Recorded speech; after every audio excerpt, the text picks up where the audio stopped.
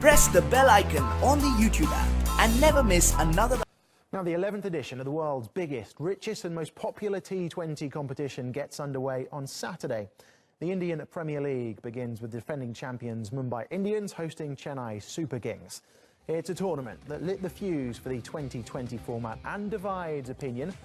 With its Bollywood owners, million-dollar players and fanatical supporters, it can blur the line between sport and entertainment, a bit like this programme. With some saying it's killing the longer formats of the game, but the financial clout of the tournament continues to grow. Well, joining us now is IPL commentator RK Srinivasan. Thank you very much for talking to us. Really good to see you. So it all begins then on Saturday. Is it bigger than ever, the IPL, or are there signs that the juggernaut is beginning to slow down somewhat? Thank you so much for having me. Slowing down? No, you don't hear that normally about IPL View because, I mean, it's an amazing tournament.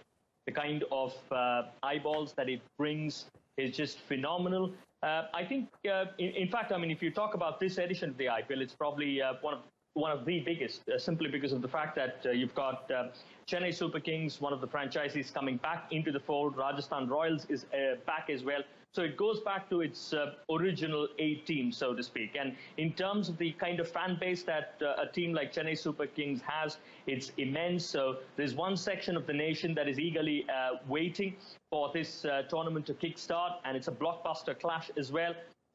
You know, I mean, in the limited amount of time that the Indian Premier League has existed, which is for a period of 10 years now, the rivalry between Mumbai and Chennai, that is Mumbai Indians and Chennai Super Kings, has been pretty much the best or the biggest. And therefore, that's the kind of clash that everybody is waiting to see. And that's the kind of clash that we are having first up. So the whole of India is waiting. And I think also the fact that you spoke about the amount of money that is riding on it. The amount of money that the broadcasters have paid this time around to get the IPL right is absolutely staggering. So everything points towards, you know, a rousing success for. So the IPL is growing year on year. I do want to ask you, we mentioned a few moments ago about the ball tampering issue. Is that going to have any effect of on the IPL this year? I mean, the loss of the players, of course.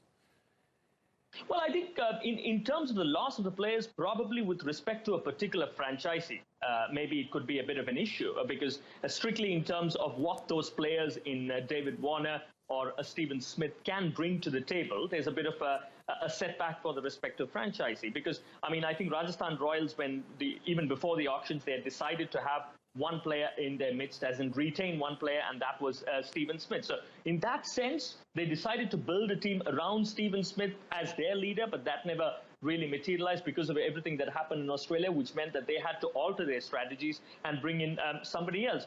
But otherwise, from a brand perspective, I don't think that has had any effect at all, because let's be honest, it's not an Indian player that has gotten involved. Yes, you respect David Warner. Yes, you respect Stephen Smith. But I don't really think the popularity of the league per se being affected. OK, RK, thank you very much. Unfortunately, time is against us. But thank you for talking to us here on Beyond the Game.